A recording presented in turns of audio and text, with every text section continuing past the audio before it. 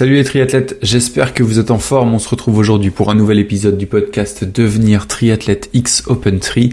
Et aujourd'hui, on va plonger dans l'ultracyclisme avec Elsa Lagache.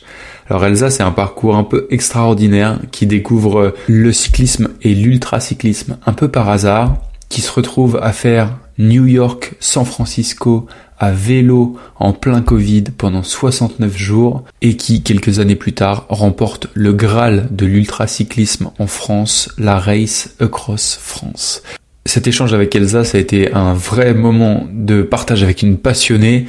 Je pense que ça va vous donner envie de monter sur votre vélo et traverser la France parce que franchement, ça regorge d'anecdotes, de conseils et surtout d'un vrai amour du cyclisme et de l'ultracyclisme. Je vous laisse découvrir cet épisode avec Elsa et je devine par avance qu'il va plaire à tous ceux qui sont amoureux de l'effort long. Et juste avant de démarrer cet épisode, la dernière ressource de l'année que je vous partage, c'est un dossier sur la VMA et en quoi la VMA est un indicateur à double tranchant, pas forcément adapté pour votre profil de triathlète et quelles mesures on pourrait déployer pour suivre un peu plus précisément votre progression et doser vos séances. C'est à retrouver en description de cet épisode et sur le blog d'opentri.fr. Et enfin, avant de démarrer cet épisode, il ne me reste qu'à vous souhaiter, avec un tout petit peu d'avance, une très joyeuse année 2025 de notre côté. On vous prépare beaucoup de surprises et on espère que vous serez encore plus nombreux au rendez-vous. Bonne écoute.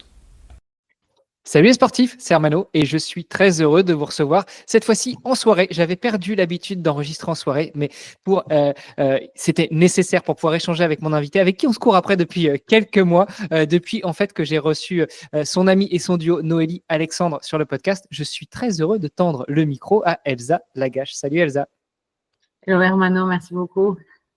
Bah, écoute, je t'en prie. C'est vrai que on a dû rater le rendez-vous une fois. Après, on s'est dit pas tout de suite, pas maintenant. On verra un petit peu plus tard. Et puis voilà, ça y est, on y est. On est mi-novembre quand on enregistre cet épisode. Ça sortira courant décembre. Ce que je te propose déjà, avant tout, c'est de tout nous dire. Qui est Elsa Lagache? Waouh, vous avez 4 heures. Voilà, c'est ça. Non, mais à chaque fois, je pense au mot pluriel. Mais oui, en fait, on est, tu vois, en fonction de l'étape de ta vie, tu n'es jamais la même personne. Donc, je sais pas. Quand tu as commencé à dire on, je croyais que tu allais dire on est plusieurs dans ma tête. Non, quand même pas. Mais ça dépend à quel point tu veux remonter dans le temps. Ça va, écoute, je te laisse te présenter comme toi tu aimerais entendre les autres te présenter, comme toi tu te vois en fait. Donc vas-y, c'est open mic, tu prends tout le temps que tu veux, 1, 2, 3, 10 minutes, 1 heure, c'est pour toi. Ah ouais, j'étais peu prête. Non, mais sinon, moi c'est Elsa. Je dis pas trop mon âge, mais parce qu'en fait, aux États-Unis, on dit pas trop son âge. Je suis une athlète ultra distance à vélo. Ultra distance, ça veut dire à partir de 200 km, mais moi j'adore entre 500 et 1500 km. et en fait, effectivement, avec Noélie, on a fait 2500. Sinon, en fait, à la base, je suis danseuse classique, diplômée du conservatoire d'Amiens, je suis picarde. Brigitte Macron, c'était ma prof de français. Mais je ne suis pas du tout côté Macron. Quoi d'autre? Non, je suis super dynamique. Ma mère me disait souvent que si j'avais été élevée aux États-Unis, on m'aurait donné des médicaments pour me restreindre parce que j'avais trop d'énergie, un peu hyperactive. Mais je trouve que mes parents ont très bien géré. Du coup, ils m'ont inscrit à plein de trucs. J'ai fait de la musique pour me concentrer un peu mieux. Donc, j'ai fait du bois pendant des années et j'adorais ça. Je faisais de la danse classique. Alors, la danse classique, j'ai dû pousser un peu pour en faire. Parce que ma mère me disait ça fait quand même beaucoup un instrument, du solfège, du sport et en plus de la danse. Et finalement, après quelques années où j'arrêtais pas d'insupporter ma mère, elle a finalement craqué. Elle s'est dit ok, d'accord, on peut t'inscrire. Et du coup, j'ai adoré. Alors à la base, bah voilà, j'ai commencé j'avais 11 ans, donc j'avais pas du tout une flexibilité innée. J'ai dû travailler dessus. Mais voilà, ma passion, c'était vraiment la danse après.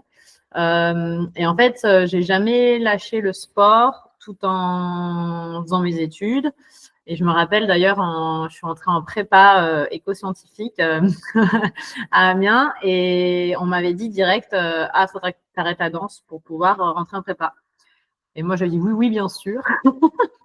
Et j'avais continué la danse et j'étais même prof de danse dans une petite école à Amiens. Le mercredi, le samedi, pour des enfants entre 3 et 8 ans. Donc, j'avais 2 classes différentes. Donc, effectivement, oui, j'avais pas beaucoup d'espace pour autre chose que les cours, l'école et la danse. C'était assez, tout était assez mais du coup, ça m'a permis d'avoir beaucoup d'organisation, faire plein de choses à la fois. Et donc, du coup, voilà, j'ai jamais arrêté. J'ai juste un peu ralenti. J'étais allée à Strasbourg dans une compagnie de danse. Et quand je suis allée ensuite, donc je suis rentrée à l'école de commerce de Strasbourg. Et ensuite, je suis allée 1 an au Mexique. C'était un peu mon rêve. J'ai toujours eu une admiration par rapport à l'Amérique latine. Et donc, du coup, dans mes choix d'école, j'avais dit, bah, moi, j'ai mis que des écoles, voilà, Mexique, Argentine, Brésil. Et bah, voilà, j'ai été prise et j'étais contente. Donc, j'ai passé 1 an au Mexique. C'est un peu ma seule année un peu très festive. J'ai fait plein de trucs. J'étais prof de français à l'Alliance française. J'ai fait hôtesse d'accueil, j'ai fait des photos, j'ai fait plein de trucs. Donc, c'était un peu… Et en même temps, voilà, j'étais dans la classe de danse classique à l'université. En même temps, je faisais, comme à Strasbourg, en fait, j'ai toujours fait beaucoup de sport. Donc, je faisais du volleyball, du handball et un peu de foot. Voilà, en sachant que bah, voilà, c'est ça qui est trop bien aussi dans des universités. C'est-à-dire qu'à Strasbourg, pour 25 €, je faisais un sport tous les soirs. Donc, du coup, quand tout le monde était au bar, bah, moi, je n'étais pas au bar. J'étais en train de faire soit un match, soit du sport.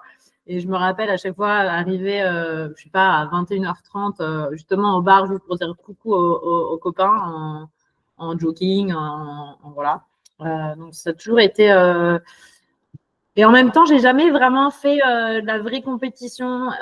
Si en danse, j'ai fait des auditions, etc. C'est très esprit un peu de compétition. Mais j'ai jamais vraiment fait de la compétition comme j'en fais en fait aujourd'hui. Et en fait, dans tout ça, j'ai toujours fait du vélo pour aller à un endroit. Donc, on appelle ça être commuter. Donc, voilà, j'allais à l'école. Ouais, en français, on appelle ça Vélotaf. D'ailleurs, je Voilà, produis un podcast oui. qui s'appelle Vélotaf, que je vous Ok. invite toutes et tous à aller écouter si vous êtes intéressés par cette activité de commuting en vélo. Ouais, c'est ça.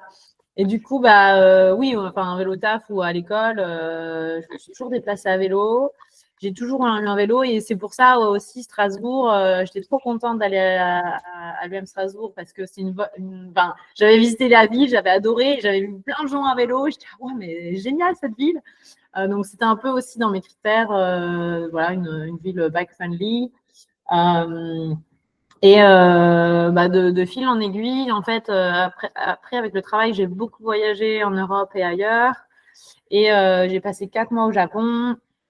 Et là, au Japon, sur un groupe de Français de Facebook, il y a une nana qui disait « Ah, bah, j'ai un ticket pour un… » Elle travaille pour les 24 heures du Mans à Tokyo. Et donc, du coup, elle avait un ticket pour le vélo, pour un…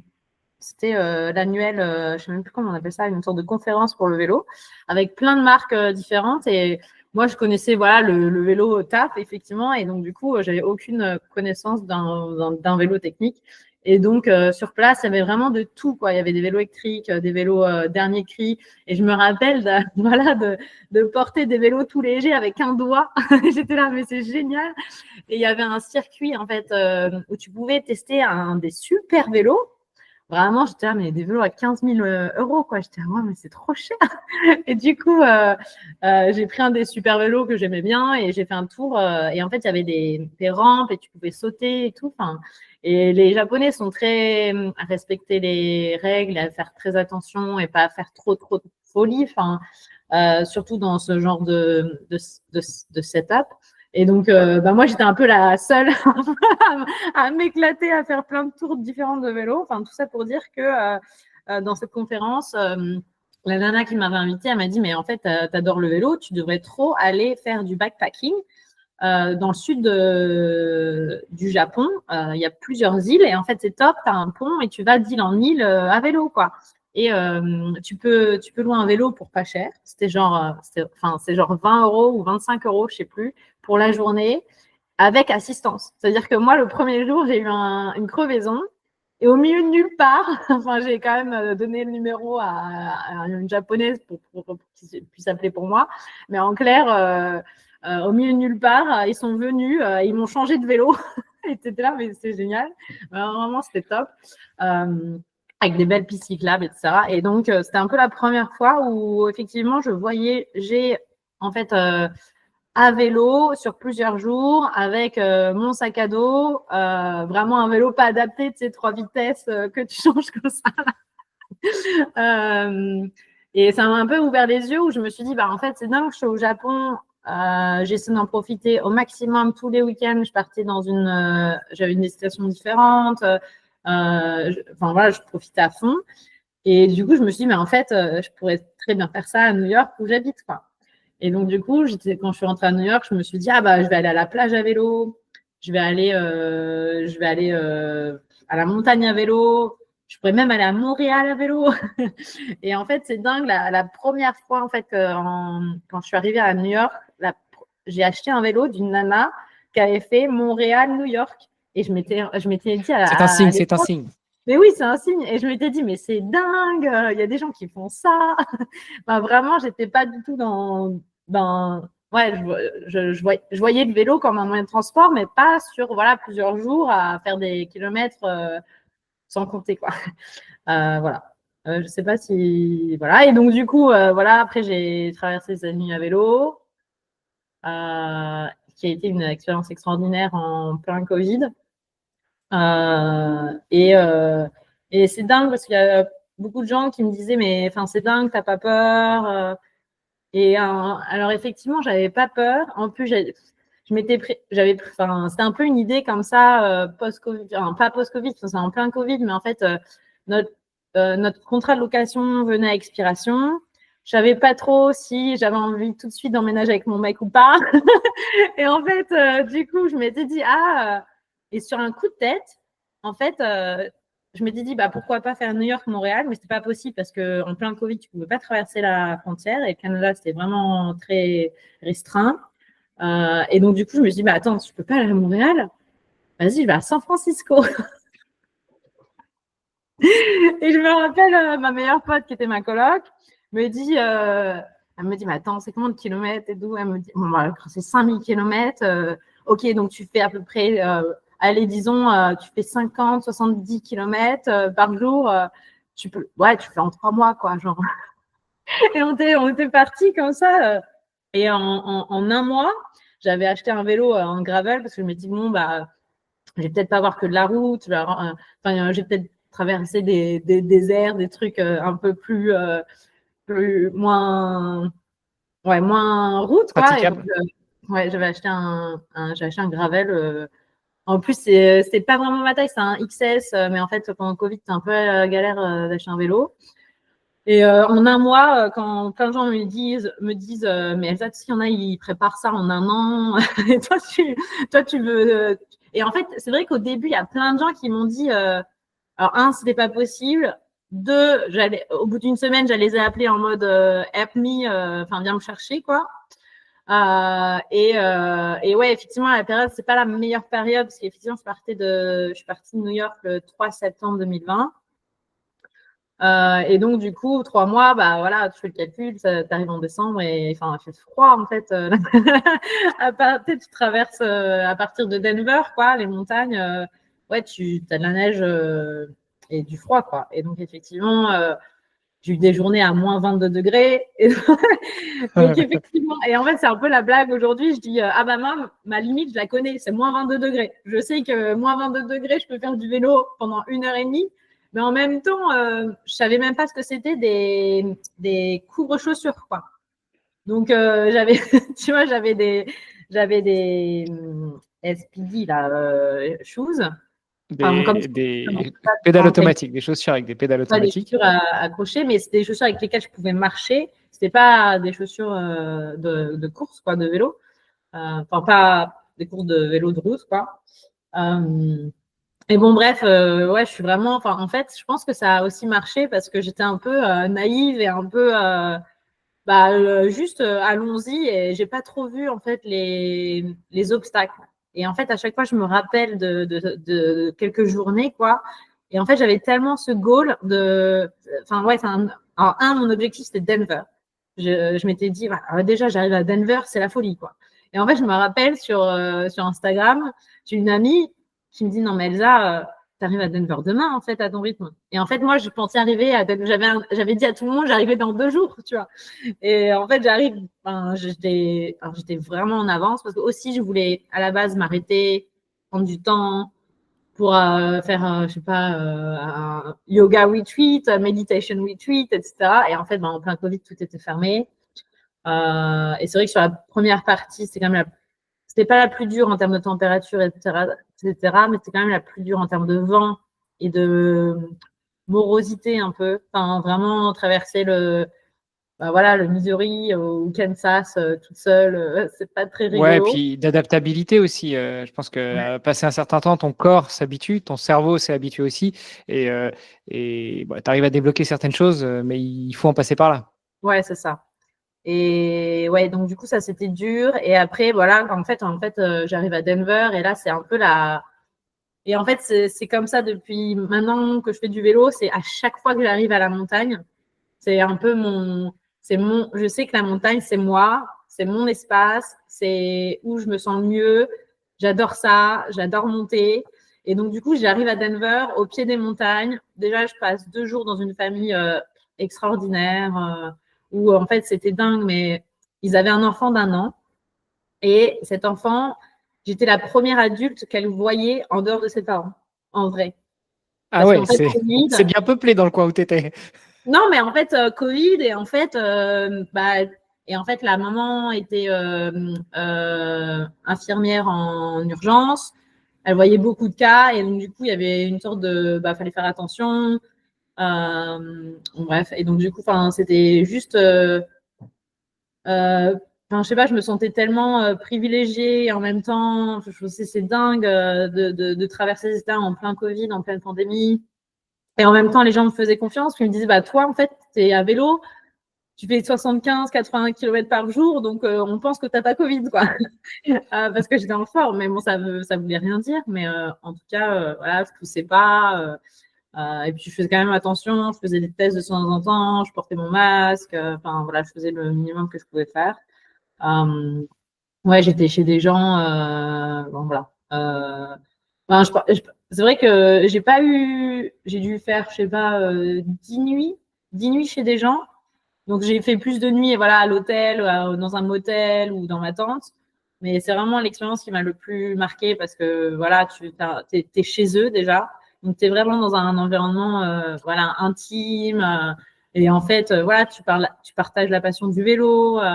Donc, tu vois, j'étais chez une personne qui était très conservateur et elle pensait que moi aussi j'étais conservateur parce parce qu'on avait plein de points communs. Donc elle pensait que j'étais comme elle, mais en fait, non, moi je suis plus Bernie Sanders. Et, tu vois, donc du coup, c'est quand même vachement intéressant parce que ça te fait rencontrer des gens que tu verrais jamais dans ta vie ou dans ta ville si tu sors jamais, quoi.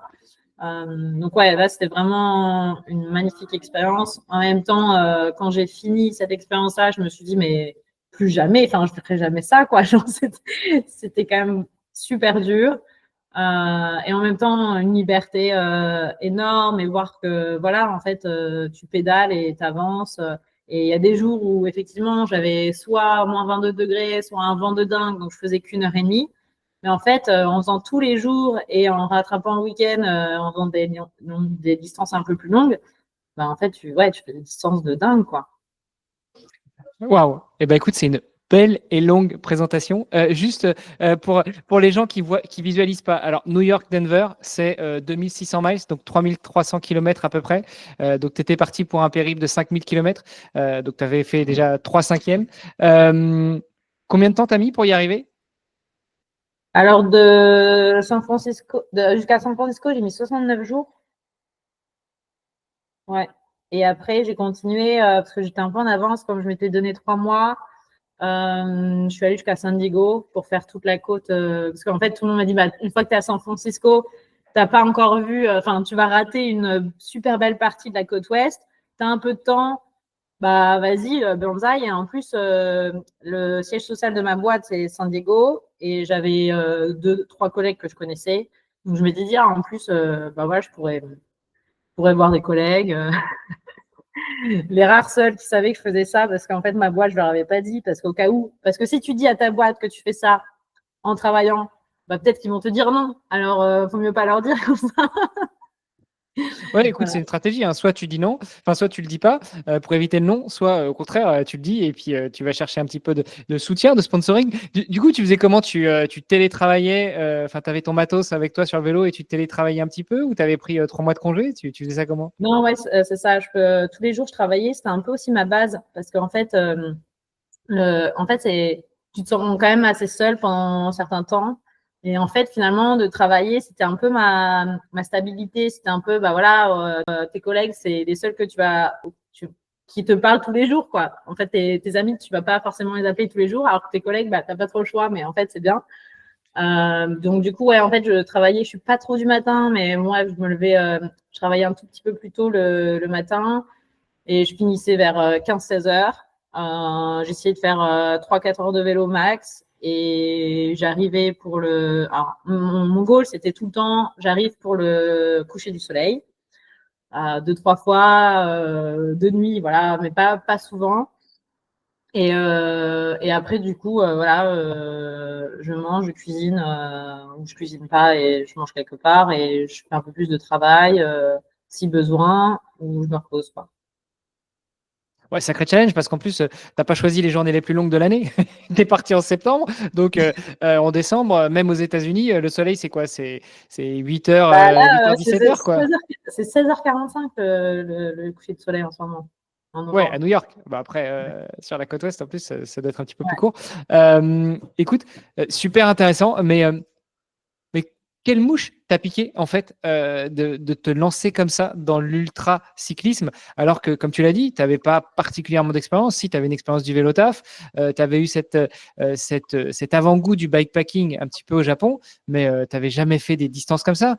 Sur le podcast, on avait reçu forcément quelqu'un que tu connais très bien, Arnaud Manzanini. On avait parlé de lui, de la Race Across France, enfin de la série Race Across, de la Race Across America que lui, il a faite en tant que coureur et puis aussi en tant que comment on dit, chef d'équipe, team leader, coach. Mais c'est un petit peu des rencontres fortuites avec le vélo et l'ultra distance. Toi, pourquoi tu t'es lancé là-dedans comme ça? Alors, pour moi, à la base, la traversée des États-Unis, c'était plutôt une aventure, un voyage. Oui, je voulais montrer que c'était possible de le faire en étant vegan et zéro déchet. Alors, le zéro déchet, c'était un peu plus compliqué, mais vegan, 100% tout du long, quoi. Et je suis vraiment zéro déchet, végane, c'est sûr, si tu vas au resto, c'est compliqué de contrôler les déchets. Non, au resto, à la limite, ça va. C'était plutôt quand je faisais les courses pour chez les gens. Ouais. Ça, c'était un peu plus compliqué. Mais oui, donc du coup, c'était plus sur un aspect environnemental. Je le voyais alors si, je le voyais comme un truc sportif, mais pas tant. Et en fait, le sportif, c'est venu parce qu'en fait, aussi sur le chemin, en fait, pendant toute la traversée jusqu'à San Francisco, je n'ai vu aucun cycliste, quoi. Alors que normalement, tu fais une traversée, bon, normalement, tu vois 2-3 cyclistes, mais là, en pleine pandémie, il n'y avait personne. Et en fait, j'en ai vu sur la côte ouest. J'ai vu 3 mecs, dont 2 que j'ai rencontrés à une station-service et ils m'ont un peu vu. Ils se sont dit bon, elle va pas tenir l'allure. Et ils m'ont dit un peu ciao ciao, tu vois. Et moi, j'étais en mode attends, ça fait 2 mois que je fais du vélo toute seule. Là, je vois 2 mecs. Non mais là, les mecs, c'est mes compagnons de voyage. C'est ma target, tu vois. Et du coup, en fait, en 2-2, je les rapproche et je les rattrape, tu vois. Et je trouve pas que je pousse beaucoup. Et puis on discute et tout. Et puis en fait, ils en reviennent pas que je vienne de New York. Ils en reviennent pas que ça fait 2 mois et demi que je suis sur mon vélo. Et en fait, ce jour-là, j'avais comme objectif de faire. J'avais pas encore fait 100 miles. Tu sais, il y a le Century. Tu fais 162 km. C'est un peu un step, quoi. J'avais déjà fait 1 ou 2 fois avant sans la traverser, mais j'avais jamais fait pendant mon trip. Et là, c'était la journée où je voulais faire 100 miles, quoi. Et donc, du coup, on discute et tout, et ils me disent, bah, tu as fait combien de miles aujourd'hui? Bah, là, je regarde mon compteur, je suis à 80, quoi. Donc, il ne me reste plus que 20 miles, tu vois. Allez, bim. Allez, bim. Et donc, du coup, bref, on discute et tout. Et puis, en fait, eux, ils font du vélo un peu sérieusement, quoi. Là, ils s'amusent, c'est Thanksgiving, et ils font juste un petit tour de vélo et ils ont une petite, un ukulélé. On s'arrête, on chante et on campe ensemble. Mais je réalise que, en fait, je tiens la route. Et 2, ouais, en plus, je suis assez forte en montée, quoi. Et bref, en discutant avec des gens qui m'ont contacté, une personne m'a mis dans l'oreille, ah bah tu devrais faire de la compétition. Et moi je dis ah bon, la compétition et tout. Et après, puis en plus, enfin bref, j'avais un vélo de route qui n'était pas du tout à ma taille. Donc j'arrive à New York, je fais mon premier un peu group ride avec un groupe de femmes. Et ouais, elles ont toutes un vélo de fou. Moi, j'ai un vélo qui est bien trop grand. Je fais 1m64 et j'ai un vélo de 56, quoi. Ça allait pas. Et elles ont toutes des super chaussures, un super casque et tout. Et moi, je sais pas, je dois avoir le casque gratuit de la ville de New York. Mon vélo, ça va pas. Je suis vraiment un outsider, quoi. Genre, et en fait, comme elle s'était dit, j'avais traversé les États-Unis, elle m'avait mis dans le groupe super forte, quoi. Et on était 3. Et en fait, je me suis un peu fait. J'étais forte, mais je me suis quand même un peu fait ramasser. Enfin, j'étais derrière, quoi. Et j'avais pas beaucoup d'énergie. Moi, j'avais l'habitude toujours d'avoir des backpacks avec moi. Et là, j'avais pas beaucoup de nourriture sur moi. Enfin, bref. Et en plus, j'avais oublié ma carte bancaire. Donc, en fait, je n'osais pas dire aux gens, j'ai oublié ma carte bancaire, est-ce que vous pouvez m'avancer de l'argent? Non, mais j'étais… Enfin, bref, voilà. Et en fait, je me suis dit, ah, mais c'est quand même cool, j'ai envie de continuer, quoi. Et donc, j'ai joint ce groupe de compétition de nana, quoi. Et on a fait quelques courses. Et en fait, les courses, moi, c'était pas mon truc, quoi. C'était des crits, je sais pas, c'est des courses un peu techniques ça fait 2 km un tour et tu fais plusieurs tours en rond comme ça et tu vois pas beaucoup du paysage. J'ai fait quelques courses à Central Park aussi. Et pareil, c'était pas mon… J'ai bien aimé, mais en fait, j'étais plus la nana, tu vois, je vais poule pendant un tour devant, et puis en fait, je suis pas sprinteuse, donc je suis vraiment climbers. Donc en fait, j'ai aucune chance de gagner. Mais en fait, je fais tout l'avantage, enfin, je fais tout l'exercice avant, enfin bref. Et ouais, non, c'était pas trop mon truc, même si je trouvais quand même ça fun. Et moi, mon objectif, c'était vachement aussi, pourquoi je le faisais, c'était pour représenter les femmes dans la compétition à vélo, parce qu'on n'était pas beaucoup. Moi, j'adore faire du vélo et j'ai l'impression que je peux être forte. Donc, du coup, bah, vas-y, je veux bien représenter les femmes à vélo, quoi.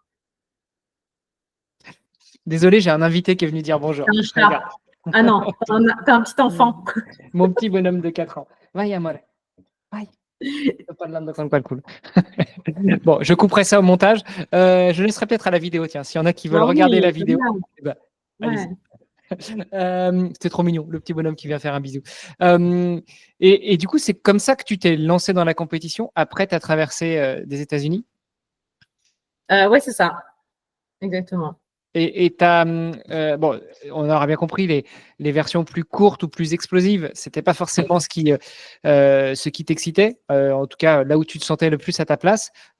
Comment tu as basculé vers l'ultra-distance? Parce qu'on n'a pas encore dit ce que tu viens de finaliser il y a quelques mois avec Noélie, enfin si, rapidement, mais on ne s'est pas attardé dessus. Mais justement, comment est-ce que tu bascules dans l'ultra? Bah, en fait, c'est assez simple. Je fais un concours Instagram un giveaway. En fait, en fait, j'avais vu la marque Wilma et je me disais, ah, c'est trop bien, une marque de vélo pour qui font des shorts pour les règles. En sachant que moi, quand j'ai fait ma traversée des États-Unis, j'ai pas eu mes règles pendant 3 mois. Je me disais, mais pourquoi et ça. Et en fait, bref, il y a plein d'explications dans l'ultra distant de voilà, pas avoir ses règles, etc. Ah oui, j'ai pris un train au retour qui m'a pris 3 jours et demi. Mais le moment où j'ai mis mon pied dans le train, je mens même pas, j'ai eu mes règles. Genre, mon corps a dit, c'est bon, l'aventure est finie. Allez, T'avais il y a là, pas trop tu peux relâcher d'énergie la avant. pression et Voilà, c'est c'est parti. ça. Et donc, du coup, je me suis vachement renseignée sur aussi ça, sur l'ultra-distance, sur les règles. Et en fait, j'ai vu qu'il y avait très peu d'études sur les femmes sportives et les règles. D'ailleurs, il y a des discussions aussi dans l'ultra. Pas mal de nanas veulent, celles qui prennent la pilule prennent leur pilule pour pas avoir les règles pendant l'épreuve d'ultra. Bref, donc je m'étais aussi vachement renseignée sur voilà les cyclistes femmes, athlètes et les règles. Et je suis tombée sur Wilma, donc j'ai commencé à les suivre. Et ils ont fait un concours en mode gagner une des distances de Race Across France. Et donc, moi, alors au début, je t'avoue, j'étais là, vas-y, je vais faire 2500, mais j'y connaissais rien. Et donc, j'en parlais autour de moi et les gens m'ont quand même dit, non, mais Elsa, quand même, c'est quand même un 1000, tu vois. Pas quand même 2500 pour ta première épreuve de toute ta vie, tu vois. Et donc, je me suis inscrite sur le 1000, mais vraiment comme ça, j'ai gagné un concours, j'étais trop contente. Encore merci, Wilma, je les adore. On a été d'ailleurs sponsorisé Wilma avec Noélie pour notre traversée. Donc, on avait un super t-shirt, le même violet, We Believe in Women Cycling. Donc, très beau d'ailleurs, si vous voulez le voir, alors sur Insta, mais aussi sur LinkedIn, on vous voit vous embrasser, enfin vous prendre dans les bras à la fin de la course. Donc voilà, si vous voulez le voir, si vous voulez voir à quoi il ressemble, porté et pas uniquement en mode vitrine, faut aller sur le LinkedIn de Elsa. Je vous mettrai le lien dans les notes de l'épisode. Ouais, et vraiment encore aujourd'hui, je mets souvent le short parce qu'en fait, d'ailleurs, j'adore la texture, mais aussi j'adore les poches. Et en fait, le pad, tu peux l'enlever. C'est des clips. Donc, en fait, tu peux laver juste ton pad et du coup, tu n'as pas besoin de laver ton short. En ultra, tu n'as pas le temps. Et donc, tu peux faire sécher ton pad pendant que tu remets le deuxième pad. Il est livré avec 2 pads. Donc, ouais, non, ça c'est top. Donc, en fait, c'était un peu bah voilà, destin ou ce que tu veux, mais j'ai fait un concours à la con et j'ai eu ma place pour la Race Across France. Donc j'ai eu le concours en janvier, il y a 2 ans. Ouais, c'est Donc ça. 2022. Il y a 2 ans. Et du coup, je me suis dit, oh, mince, il va falloir que je m'entraîne du coup, parce que je ne me suis pas vraiment entraînée. C'est marrant cet état d'esprit parce que tu viens de boucler un 5000 bornes à travers les États-Unis. Alors c'est sûr, c'était plus de l'aventure. C'était 70-80 km par jour. Tu as fait 100 miles, donc 160 km. Mais là, tu te dis, bon, faut arrêter de déconner, c'est sérieux, il faut que je m'entraîne pour ce 1000 bornes. Un cinquième, il faut que je m'entraîne. Mais parce qu'en fait, je papillonne aussi, tu vois, tu fais 3 heures de vélo, mais en fait, tu t'arrêtes, tu manges, tu vois des gens qui ont l'air sympas, tu réponds à leurs questions, tu prends un café, enfin moi je bois pas de café, mais je prends un matcha. Donc c'est quand même complètement différent comment on appelle ça, ouais, vraiment le voyage à vélo, le backpacking, quoi, et une course de 1000 km en compétition où tu as en clair, tu as des gens qui finissent pas et tu as des gens qui finissent. Et du coup, ouais, c'est complètement différent. Et du coup, je me suis mise dans un club. Alors, je me suis mise dans un club qui s'appelle Rafa. Enfin, tout le monde connaît cette marque de cyclisme. Et dans ce club, il y avait des gens qui s'entraînaient pour le Paris-Brest-Paris. Et donc, il y a une super organisation de Paris Audax aux États-Unis qui s'appelle USA Randonneur. Et tu as des USA Randonneurs brevets dans chaque État. Donc, dans chaque État, ils font un 300, un 500, un 600. Enfin, j'exagère. Attends. 300, 500, 600, 1000 et 1200. Kilomètres. Et donc, je m'étais dit, parfait. Eux, ils s'entraînent pour faire le brevet, donc eux, ils doivent valider à chaque fois. Mais moi, je vais faire pareil. Ça va m'emmener à pouvoir faire un 1000 km. Eux, ils faisaient 1200 à plat. Et moi, je faisais 1000 dans les montagnes. Quoi. Mais Donc, vu que c'est ton élément, c'est presque plus facile. voilà. Et ça me fait penser à des trailers. Alors, dans ce que tu racontes, je me retrouve beaucoup parce que au printemps 2023, j'ai traversé la France en courant, pas en vélo, et c'est pareil. J'étais dans le même état d'esprit, c'est-à-dire tu papillonnes, tu profites, tu discutes, tu fais un sourire. Bon, en France, tu fais rarement des sourires à des gens qui te renvoient un sourire, mais justement, des fois tu te fais insulter, donc c'est marrant, tu tu réagis. Oh là là, le mec qui fait du French bashing. Je précise que j'habite à nouveau en France. Mais voilà, et à côté de ça, quand tu as des copains trailers, ultra-trailers qui disent viens faire un ultra-trail. Ouais, mais c'est pas la même chose, c'est pas la même préparation, c'est deux sports complètement différents. Ouais, exactement. Donc, du coup, je me dis, mais parfait. Mon premier ultra, donc c'est en janvier ou février 2000, ça fait 2 ans, donc 2022. En Floride, je choisis le truc le plus plat pour me dire, vas-y, ça va être simple. Et je fais un 1000. Donc, je fais dans la même semaine, il faisait 600 et 400. Donc, je me dis, parfait, je vais faire 600 et 400. Et c'était 300 en un jour et 600 en 2 jours, quoi. Ouais, c'était ça. Okay. Donc, je me dis, parfait, ça me fait un bon entraînement. Et il y avait un jour entre les deux. Donc, en plus, je fais mon 300 en une fois, un jour de repos et bim, 600. Enfin, du coup, c'était parfait. Je rencontre des gens extraordinaires. Je crois que je vais être la plus jeune. Tout le monde a de la bouteille. Ils sont tous en mode… j'apprends plein de trucs. Je suis trop contente. Il y avait d'autres femmes ou pas? Ouais, on était 3 femmes. D'ailleurs, il y avait la championne de sa catégorie aux 24 heures. En fait, c'est 24 heures, tu fais des boucles. Et elle était championne de sa catégorie US, quoi. Donc, la nana, j'étais incroyable. En plus, elle était trop sympa. Enfin, tu vois. Et il y avait… bon, après, ça, c'est une histoire de ma vie, mais… le copain avec qui je fais beaucoup de vélo, qui fait son Paris-Brest-Paris, qui s'entraîne et du coup qui me motive pour faire la Floride, me dit, je sais que tu n'aimes pas trop prendre l'avion à cause de l'environnement. J'ai une amie qui va faire la route en voiture. Il est polyamoureux, c'est une de mes girlfriends, et elle vient de Rhode Island et elle va en Floride, donc elle peut te pick up sur la route, quoi. Donc, nickel, je prends un train, je la rejoins. La meuf, je la connais de nulle part. Et c'est parti, je la rejoins à côté de Washington. Et en clair, je la connais pas. Et on est parti pour 2 jours de voiture, toutes les deux, avec nos 2 vélos. Elle, c'est sa première fois. Moi, c'est ma première fois aussi. Et en fait, du coup, on est devenus super amis. Et on disait, on a encore trop. Voilà. Donc, on fait des super rencontres et l'ambiance est trop bien. Et donc, moi, je compare ça au World Racing des courses de Central Park. C'est trop bien l'ultra distance, même si tu as trop mal partout et tu as besoin de faire des ajustements. Mais tout le monde est bienveillant. En fait, c'est la compétition tout en étant. Les gens, ils vont te demander comment ça va quand ils te doublent ou quand tu t'arrêtes à un gas station pour prendre de l'eau ou te ravitailler. Et les gens, c'est cool, quoi. C'est pas du tout, c'est pas du tout moi, je compare ça comme, la différence entre les gens qui font du vélo de route et les gens qui font du vélo de montagne, quoi. C'est un peu, c'est deux trucs complètement différents. Et nous, entre les deux, on fait un peu des deux. On a un vélo de route, mais on fait beaucoup de montagne et beaucoup de distance. Donc du coup, j'ai été sous le charme vraiment de la communauté, de la manière dont c'est fait. Bref.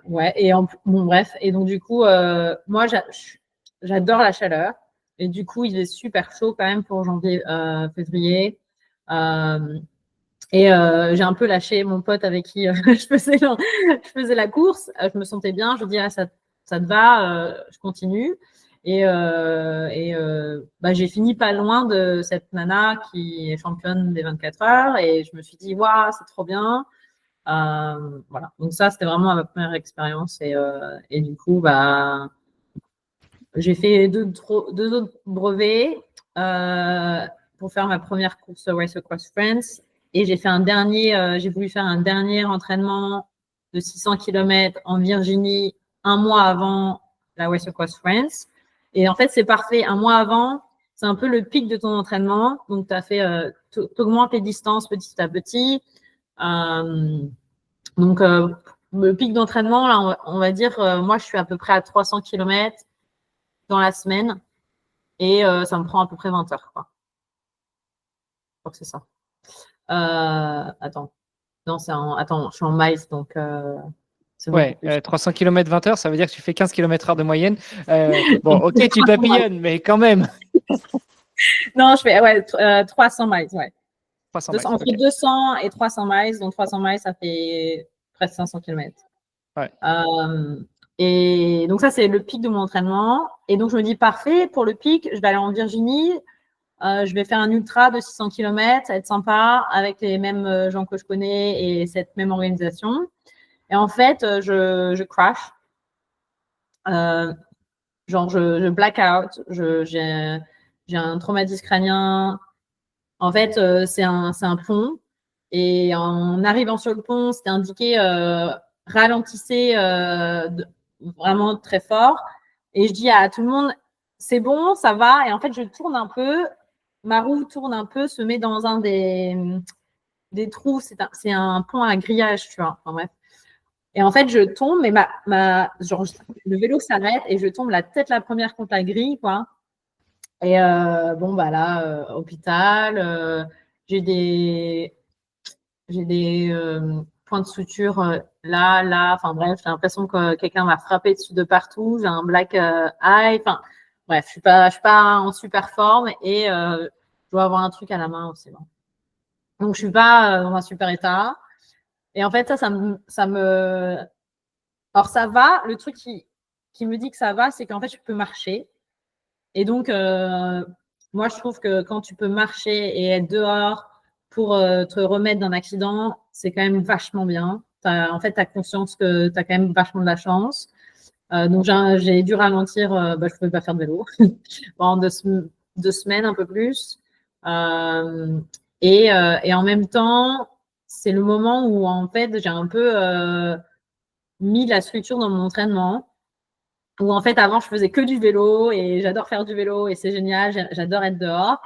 Mais à un certain niveau, surtout quand on fait 2500 km ensemble avec Noélie, en fait, ça ne suffit pas de faire du vélo.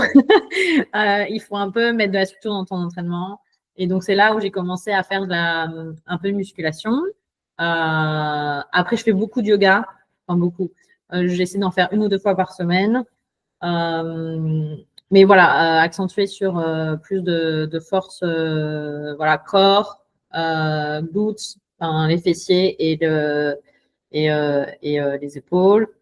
Et aussi, le yoga, en fait, ça aide beaucoup par rapport en fait, à la nuque à vélo. Parce qu'il y a beaucoup de gens qui abandonnent des courses d'ultra parce que leur nuque ne tient plus et ils peuvent plus regarder. Enfin, du coup, tu es obligé d'abandonner la course, quoi. Et c'est vrai qu'effectivement, moi, j'ai pas d'exercice spécifique. Je fais de la muscu, mais j'ai un set de 15-20 minutes que je fais 3 fois par semaine. C'est le max que je peux faire parce que je suis pas super fan de la muscu, mais en même temps, je trouve que c'est super important et c'est encore plus important quand tu es une femme, encore plus important quand tu es après ménopause et que ton corps perd 50% de sa masse osseuse. Et c'est super important d'en parler parce que en fait, les salles de sport ont appartenu aux hommes pendant des années, mais en fait, les femmes doivent prendre de la place et on doit aller à la salle de muscu et, pas forcément à la salle de muscu, tu peux le faire dehors, tu peux le faire chez toi, mais voilà, prendre de l'espace dans tous les espaces que tu peux. Et donc, ta salle de muscu en fait partie. Je sais qu'en France, c'est aussi un autre esprit et c'est un peu plus dur parce qu'il y a Voilà, les hommes peuvent te regarder, genre, c'est un peu chiant. Mais aux États-Unis, ben, ça a vachement changé. Et du coup, tu es quand même vachement bien accueilli. Les gens te battent pas tes fesses et tu es un athlète comme un autre, quoi. Et je trouve ça vachement bien. Et ouais, donc ça a été un peu un. Bon, après, tout le monde parle de quand on crash ou on a un accident, ouais, tu te réveilles, quoi. Et moi, ça a été quand même vachement bénéfique. Et pour cette course, je m'étais quand même mis vachement de pression. Je voulais être dans les 3 premières. Et en fait, du coup, j'ai pas abandonné, mais je me suis dit, j'ai aucune attente. Moi, ma course, c'est la finir, et surtout 2, pas tomber. Je voulais pas retomber. Donc, en fait, ça m'a enlevé plein de pression. Et j'ai juste eu mon esprit un peu de bikepacker. Donc, voilà, prendre du plaisir. J'adore être dans la montagne. On faisait la traversée des Alpes cette année-là. De Megève à Mandelieu-la-Poule. C'était juste magnifique. Genre, il n'y a pas eu. Je pense qu'il y a eu juste une toute petite partie autour de Grenoble où pendant 15 minutes, c'était pas le top. Mais sinon, c'était le top tout le temps. Donc vraiment, la route était grandiose. J'étais mais c'est incroyable. Je suis française et j'en reviens pas de ce que je vois dans mes yeux. Parce que je suis du nord de la France, donc je connais pas trop. Mais ouais, donc du coup, ça c'était ma première expérience. Et c'est là où j'ai rencontré Noélie. Et on a fini à 10 minutes, même pas l'une de l'autre. On a fini toute la course ensemble et on a eu un super feeling. Et en fait, après la course, elle m'appelle et elle me dit Elsa, je sais qu'on vient juste de faire 1000 km, mais ça te dit l'année prochaine, on fait 2500 ensemble.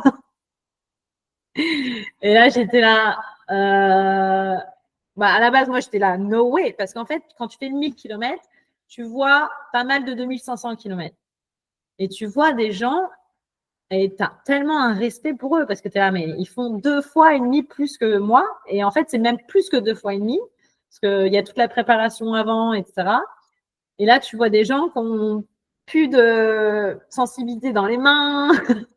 tu vois, tu vois un peu de souffrance physique, quoi. Et en même temps, les gens, ils avancent quand même, quoi. Et t'es là, oh, wow. Ouais, je me rappelle pas mal de Rémi qu'on se suit tout le temps sur les réseaux en ce moment. Et ouais, il m'a vraiment marqué. C'était incroyable. On a une super. Je crois que on a fait du vélo pendant un peu plus d'1 heure. Et puis après, on a mangé ensemble. Enfin, on est en compétition, mais t'es pas non plus. Enfin, voilà, comme je voulais plus viser un podium, j'étais pas là à chronométrer mes arrêts pour qu'ils fassent 15 minutes ou 10 minutes, etc. Donc vraiment, c'était vraiment chouette. Ouais, tu es plus dans une communauté, tu intègres plutôt une nouvelle famille plus que la compétition à bloc. Quoi. Ouais, c'est ça. Et au final, ça se termine comment, cette première Race Across France, donc 2000 km, quand tu vas faire la connaissance de Noélie est-ce que tu es, sans le vouloir, sans te mettre de pression, tu finis quand même sur le podium pour le 1000 km Ouais. Non, je crois que je suis 4e ou 5e. Bon, ça va, tu n'étais pas très loin de ton objectif. Voilà, mais pas loin, tu vois. Un moment, je pense qu'à un moment pendant la course, il y a eu le moment où est-ce que j'y vais ou est-ce que j'y vais pas pour essayer d'être 4e ou 3e. Et en fait, non, j'avais trop d'écart et 2, c'est un peu trop tard. Quoi. Du coup, vous vous rencontrez avec Noélie. Vous vous fixez l'année d'après, donc cette année 2024, de partir sur la vraie, entre guillemets, Race Across France, celle qui fait 2500 km. Cette année, c'est 2600. Bon, on a déjà pris pas mal de temps, donc on va passer sur tout ce qui est prépa. Mais justement, sur cette Race Across France, comment ça se passe en binôme, en duo Est-ce que tu découvres encore autre chose, une autre expérience? Est-ce que vous vous amusez, vous vous éclatez qu'est-ce que tu en ressors de cette Race Across France 2005? Wow. Alors, il faut vraiment bien choisir sa partenaire et j'aurais pas pu avoir une meilleure partenaire que Noélie. Noélie, c'est vraiment une femme, extraordinaire, mais 2, elle se prend pas la tête. On s'est pas pris la tête une seule fois. À un moment, c'était marrant parce qu'il y a eu une sorte de Il y a eu des mecs qui ont parlé comme quoi on se prenait la tête, mais on se prenait pas la tête. Donc c'était vraiment facile voilà, c'était vraiment facile. J'ai entendu des histoires de duo où c'était pas la même chose, pas dans un Race Across France, mais sur d'autres étapes, enfin d'autres courses. Donc vraiment, ouais. Et puis encore aujourd'hui, je pense que ouais, 2500, pour moi, c'est un peu beaucoup. Je sais pas si j'aurais envie de le faire encore enfin, si j'aurais envie de le faire en solo, en fait. Même si, effectivement, et on n'en avait pas assez conscience, mais en fait, dans les résultats, il n'y a aucun duo qui est plus rapide que des solos. Bah, c'est simple, c'est parce que c'est plus dur. C'est vraiment plus dur d'être en duo, surtout dans l'ultra, t'as pas envie d'aller aux toilettes au même moment, t'as pas sommeil au même moment. Il y en a, ils sont plus forts. Moi, je suis une climbeuse, je suis une grimpeuse. Noélie n'est pas forcément une grimpeuse. Il y a quand même beaucoup de différences. Mais en fait, donc du coup, ces différences te ralentissent énormément. Après, effectivement, niveau mental, c'est vachement bien parce que tu as un support, tu partages les mêmes choses, tu es vraiment dans l'entraide, quoi. Tu es là et on s'est pas. Ouais, on s'est poussé, mais il n'y a pas eu de ah, tu fais chier ou il n'y a pas eu de mots comme ça. Il y a eu juste un peu de ah ouais, peut-être on pourrait faire les choses un peu mieux. Effectivement, moi, je suis pas très forte en transition. Noélie est quand même beaucoup plus structurée. Donc, ouais, effectivement, on aurait pu être meilleur sur les transitions. Ouais. Mais Alors, ouais. comment ça, transition? Parce que là, c'est que du vélo. On parle pas de triathlon. Donc, Ah bah si, bah, quand tu dors, en fait. Quand tu dors, quand tu t'arrêtes pour, tu vois, par exemple, on s'arrête chez un boulanger, bah nous, on n'a envie de pas aller au boulanger, ça va bien, qu'est-ce que vous faites, etc. Bah, en fait, non, on devrait prendre nos viennoiseries et les manger sur le vélo. ouais. En fait, ça te fait gagner 10 minutes, mais 10 minutes X fois pendant 10 jours, X fois, 4 fois par jour, enfin, tu vois, ça te fait beaucoup de temps. On a eu un temps exécrable, surtout le premier 1500. On a un peu raté le cut-off à Anglette. Et en fait, il n'y a pas vraiment de cut-off. La West Coastman, ils sont géniaux. Du coup, ils nous attendaient avec nos drop bags. Enfin, vraiment trop sympa. Alors que normalement, ils sont censés fermer. Mais le temps qu'ils remplissent le camion et qu'ils mettent toutes les affaires, en fait, finalement, tu peux arriver. En fait, j'exagère. Je crois non, en fait, on a été dans le temps du cut-off, mais genre à 3 minutes, quoi. Donc, non, on était dans les temps, mais on était quand même un peu short. On a eu quand même pas mal de soucis mécaniques aussi. Donc, en fait, quand tu es à deux, bah, tu en as 2 fois plus des soucis mécaniques.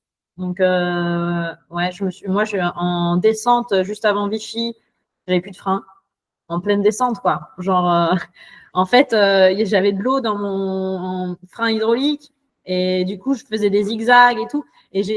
Et Noélie était un peu devant. Noélie est très bonne descendeuse. Moi, je suis pas aussi forte, mais même si, j'arrive à la suivre un peu. Mais elle était devant et j'ai pas voulu crier pour lui faire peur, etc. J'ai juste essayé de gérer ma situation, descendre, faire des zigzags.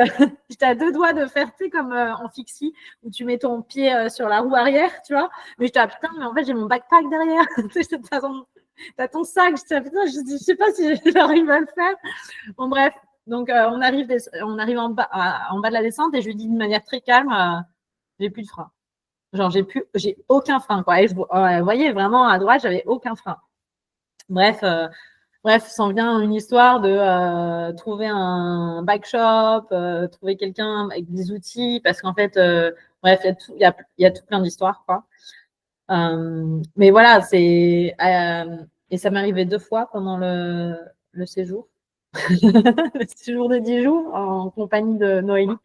Parce que, en fait, il y a eu tellement de pluie que l'eau s'est mise dans le système et il fallait faire une purge. Et la première fois, la purge n'a pas été super bien faite. Et bref, il fallait faire une deuxième fois. Et bref. Donc, du coup, il y a quand même pas mal de soucis, que ce soit technique, soit des crevaisons. Voilà, donc faut que le duo soit fort et qu'il n'y en ait pas une qui dise ah, mais t'as pas besoin d'entendre tu me ralentis ou des trucs comme ça, quoi. Il faut vraiment rester dans le positif. on avance, on gère tous les problèmes qu'on peut gérer au maximum. Et franchement, c'est ça qui a fait notre force, quoi. C'est vraiment de toujours rester positive, même si à un moment, on s'est quand même mis d'accord qu'on allait abandonner. On s'était mis d'accord qu'on allait abandonner. Moi, j'avais super mal au genou en plus ce jour-là. Et en même temps, le fait d'abandonner à l'arrivée à Anglette, mais en fait, je sais pas, ça m'a enlevé plein de pression. Je me suis dit, c'est bon, moi j'abandonne, j'arrive en Anglette. Du coup, ça m'a enlevé vraiment plein de pression. J'ai tout donné en plus. À la fin, pour arriver pour le cut-off, fallait vraiment envoyer un peu du lourd. Et ouais, je me suis dit, c'est pas grave, je vais souffrir pendant 2 heures là avec mon genou, mais c'est pas grave parce que j'abandonne après. Ouais, et puis en fait, Noélie, elle se fait interroger par l'organisation. Et là, devant au micro, elle dit bah non, mais nous on continue et tout. Là, je regarde, je dis rien, je regarde. Je me dis, c'est pas possible. Dans ma tête, je me dis, c'est pas possible. Puis en fait, Anglette, c'est les Pyrénées. Et là, je revis. On fait de la montée. On sait que à partir de 16-17 km, 16-17%, ça sert à rien de pousser. Parce que, moi, j'ai trop mal au genou. Et en même temps, l'effort vaut pas la peine. Donc, en fait, on pousse nos vélos. Et en fait, c'est très bien. On avance, on reprend nos retards et on se retrouve avec tous les gens à la fin de la course qui soit abandonnent, soit sont comme nous en mode faut y aller, sinon on va pas y arriver. Et en même temps, même ceux qui sont arrivés après le cut-off, encore une fois, l'organisation est tellement top que ils t'attendent et tu as quand même des gens qui arrivent à ton arrivée, quoi. Moi, j'ai fait des courses où tu n'as personne à l'arrivée. C'est quand même moins sympa. Tu vois, donc il y a les volontaires ont été tous incroyables parce que en fait au Ventoux il y a eu un vent de malade et parfois sur le Ventoux il te ferme la montée et nous on était quand même montés et en fait il y avait une alerte qu'on n'avait pas reçue qu'il fallait pas monter et donc on s'est retrouvé avec un vent de dingue mais de dingue. Bon, bref. Et en fait, on se retrouve au Chalet Reynard et on voit, j'ai une copine follower, Ingrid, qui est avec son mec et qui me dit, mon mec, il est tombé, il s'est cassé le coude, on attend les secours, enfin, on attend une voiture qui nous accompagne quelque part, quoi. En fait, avec le vent, il a été soulevé, quoi. Et le mec, il fait 80 kilos. Moi, je fais 50 kilos. Moi, avec le vent, je pars. Donc, tu vois, il y a plein de trucs de sécurité, d'assurance, quoi. Genre, c'est vrai que la descente du Chalet Renard à Sceaux, alors que c'est clairement pas la pente la plus importante, ça a été une des descentes les plus dangereuses de ma vie, quoi. Ou avec Noélie, qui est une super descendeuse, là, c'est moi qui étais un peu devant et on était en mode on déclipsait de temps en temps, quoi. Tellement c'était Là, tu avais des freins quand même pour celle-là. Merci, j'avais des freins, quoi. Ouais. Après Anglette, on s'est arrêté dans un super backshop autour d'Anglette. D'ailleurs, on venait juste de partir après 45 minutes. C'est pareil, on attend encore 1h30 pour que le vélo soit prêt. Donc ça, bref, c'est ralenti, mais j'aurais jamais pu faire les Pyrénées sans frein. Impossible. Je pensais à ne pas avoir de frein sur certaines descentes et je dis, mais là, je meurs. Tu sais, les petites descentes avec un petit virage à la dernière minute. Non, ouais, c'est. Et ouais. Donc, du coup, faut vraiment être sûr de son duo. Il y a beaucoup plus d'abandon sur les duos que sur les solos en termes de pourcentage. C'est clairement plus dur. D'ailleurs, moi, j'ai essayé de dire à l'organisation, est-ce que les duos peuvent pas partir en même temps que les duos, en même temps que les solos? Parce qu'en fait, déjà, tu es plus lent, mais en plus, si tu pars après, tu vois personne, donc tu perds un peu le fun de la course de temps en temps, à certains arrêts, de voir des gens. Donc, ouais. Voilà. J'ai plein de trucs à dire, mais je sais pas ce que tu veux que je dise, raconte. Non, écoute, je t'avais dit qu'on ferait pas long. Ça fait déjà un peu plus d'1 heure qu'on est là. Voilà. Du coup, vous gagnez la course. Et puis, en tout cas, en duo féminin. Next step, c'est quoi? Qu'est-ce qu'on fait après ça? Ouais, bah, c'est une très bonne question. En fait, moi, je voudrais optimiser mon temps, voilà, sur des courses plus courtes, aussi où il y a plus de visibilité pour les femmes. Bah là, par exemple, bah, hier, je me suis inscrite à une course en duo avec mon pote pour faire Badlands. C'est en Espagne, c'est un 800 km, il y a plus 16 000 de dénivelé. Ouais, faire des courses comme ça. J'ai fait juste avant, j'ai fait une course qui est pas officielle. C'est une course que tu connais peut-être vu que tu fais un peu de course. C'est la The Speed Project de Los Angeles à Las Vegas. Ils ont fait leur première édition à vélo cette année. Et donc là, j'étais dans une équipe 3 en relais. Tu as une femme obligatoirement par équipe. Moi, je veux faire ce genre d'équipe de course où là, voilà, tu as un quota. Soit tu as une femme par équipe, soit tu as un pourcentage de 50% minimum de femmes. Moi, c'est le genre de Ouais, course. enfin, à 3, 50%, c'est compliqué. Hein. Ouais. Donc, non, mais voilà, je veux un quota où il y a un peu d'effort ou de volonté à pousser les femmes ou à leur donner de la place, en fait. Parce que comme des courses comme Leadville, etc., quand tu ouvres aux femmes, elles sont là. Donc, c'est pas qu'elles veulent pas le faire, tu vois. Donc, ouais, moi, ça, je veux faire des trucs comme ça. Trouver plus de sponsoring parce que, voilà, bref, une course, ça coûte quand même beaucoup d'argent. Donc, peut-être faire plus de courses locales aussi parce que, voilà, voyager avec son vélo et toute la logistique derrière, le décalage horaire. Bon, tu vois, West Coast Sprint, c'est un peu un avantage parce que comme tu commences tard le soir, finalement, c'est bon. Parce que, ouais, c'est ça qui est. Enfin, nous, ce qui nous avait aussi vachement impacté, c'était ça. C'est la première nuit. Enfin, le premier jour, on a fait quoi? On a fait plus de 400 km sans dormir. Enfin, en dormant dans un hall de banque pendant une demi-heure sur un carrelage froid. Donc, tu vois, c'est pas dans les meilleures conditions. Ouais. Donc, ouais, il faut avoir conscience de tout ça. Et ouais, il y a des courses qui mettent vraiment en avant les duos. Et ouais, c'est chouette. Je ne sais pas si tu connais Marion Cligné. Non. C'est une franco-américaine, ancienne coureuse cycliste de haut niveau, qui a déjà pas mal vadrouillé et qui se bat justement aussi pour la cause féminine, cycliste et les femmes dans le vélo. Il faudrait que je te mette en relation. Je suis sûr que vous avez pas mal de choses à voir, pas mal de points communs. Je te ferai ça. Mais si tu veux l'écouter déjà, tu peux aller l'écouter sur mon autre podcast qui s'appelle Dans les vestiaires, Marion Cligné, et puis tu verras, elle raconte pas mal de trucs assez intéressants. Écoute, je te remercie Elsa. Je t'avais dit on ferait ça en une demi-heure. Ça va faire 1h15. Je savais. Mais bon, on sent que tu es passionné par tout ça. Le meilleur conseil que tu pourrais donner à une femme justement qui voudrait se mettre, peut-être pas forcément au vélo, mais à l'ultra? Juste, faut y aller. Faut pas trop se poser de questions au début. Il y a pas de. Les conseils, ça vient en fonction de son propre corps, son vélo, etc. On apprend en faisant. Après, oui, il peut y avoir 2-3 conseils. Porter une veste, avoir des super lumières pour pas avoir un problème avec son matos et plus se concentrer sur son effort. Aussi connaître ses limites, connaître les signes de fatigue. Enfin, tu vois, par exemple, nous, avec Noélie, on était d'accord pour on ne pousse pas à l'hallucination.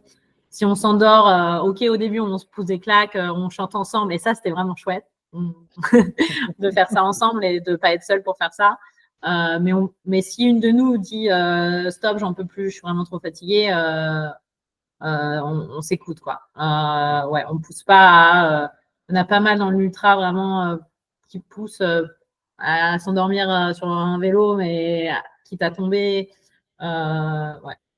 Ouais, c'est vrai qu'on avait Perrine Fage sur le podcast qui nous expliquait que justement, une fois sur un ultra, elle était tellement épuisée que elle est juste tombée du vélo. Ouais. Elle s'est endormie sur son vélo. Bon, elle allait pas vite, mais du coup, juste boum, voilà, elle est Ouais. tombée. Et en fait, même en n'allant pas vite, tu peux te faire mal. Enfin, Ouais. donc non, du coup, nous on connaît. Enfin, c'est pas qu'on connaît, mais à force, t'as l'habitude. C'est comme quand tu t'endors devant la télé, quoi. Genre, au début, t'as ta tête qui fait comme ça. Bon, en fait, tu peux te claquer, tu vas tenir une demi-heure, mais pas plus. Donc, en fait, c'est les premiers signes. Tu sais que si tu veux pas dormir dehors, il faut que tu prévois un truc qui soit à moins d'une demi-heure, quoi. Ouais. Donc, ouais, ça, on était sur la même longueur d'onde, donc c'était vraiment bien. Ouais. Vraiment s'écouter son corps. En fait, les gens peuvent te donner des conseils, mais ça se trouve, ça s'applique pas à toi, quoi. Genre, moi, les premières personnes qui me voient faire du vélo, ils sont là, ah, ta cadence, elle est pas très élevée. Bah ouais, mec, je fais de l'ultra-distance. Ma cadence, ça va pas être très élevée. Donc, du coup, ça dépend de ta pratique. Oui, après, c'est sûr, un super matos. Moi, j'ai fait un super upgrade sur mon vélo. C'est clair que c'est une différence de malade. Et sur la Race Across France, j'étais super contente. J'ai changé en electric shifting. Donc, j'ai un DI2. DI, je sais même pas comment on dit en français. Ouais, c'est ça, DI2. DID2. Ouais, DID2. Et vraiment, enfin, sur l'ultra, surtout pour moi à gauche, j'avais du mal à passer les vitesses, tu vois, vraiment. Enfin, et là, en un petit ça passe les vitesses, c'est la folie, tu vois.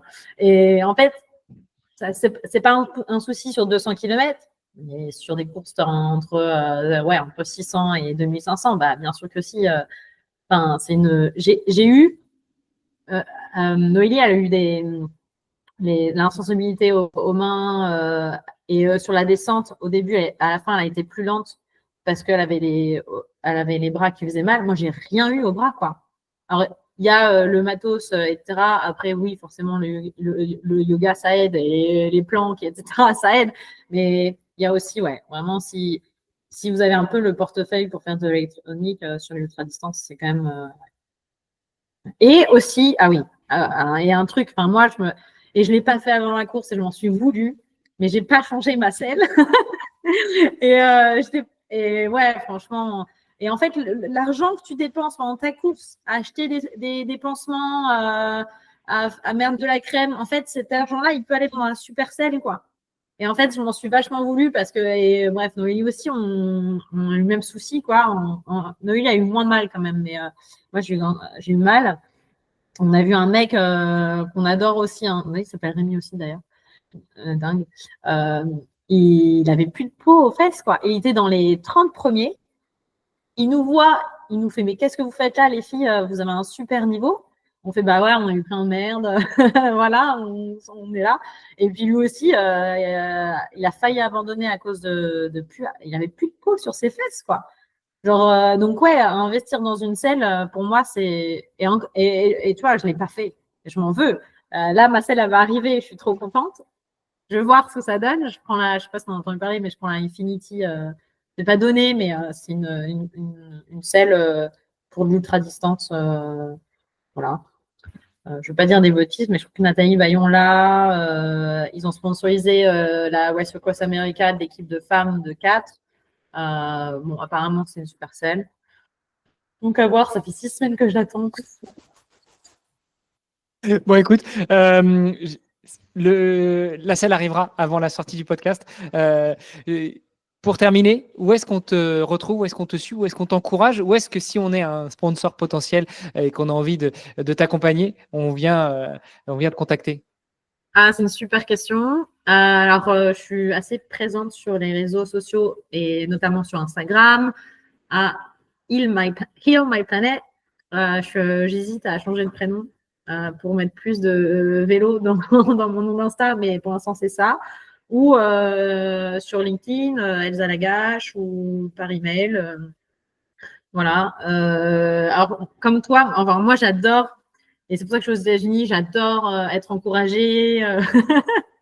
Je recherche la reconnaissance. Et en France, c'est vrai que parfois, ça me manque, tu vois, que les gens... tu vois, à San Francisco, quand je suis sur un city bike, tu sais, les gens de Vélib, et que je fais une montée de dingue, et que je me dis pourquoi j'ai pris un city bike qui n'était pas électrique, et les gens m'applaudissent. Moi, je trouve ça génial, tu vois. Mais c'est vrai dans le quotidien. Après, ouais, du coup, ouais, c'est voilà un petit message, c'est super C'est ça. chouette. Moralité, que Ouais. ce soit Elsa ou Noélie ou quelqu'un d'autre, si vous voyez quelqu'un faire du sport et même s'époumoner sur un Vélib, eh ben, applaudissez, encouragez, ça fait toujours plaisir. C'est pas valable que pour ceux qui font des marathons quand on s'agglutine au bord Exactement, mais c'est des vrai. barrières, là. Mais Ouais, pour tous les jours, ça marche aussi. c'est ça, exactement. Super. Bah écoute Elsa, merci beaucoup. Bonne continuation, bonne découverte de ta selle qui devrait arriver incessamment sous peu. Tu nous enverras une photo. Et puis, bah écoute, au plaisir de te croiser sur une course d'ultra de C4. Non, merci à toi, Hermano, c'est super sympa. Damn.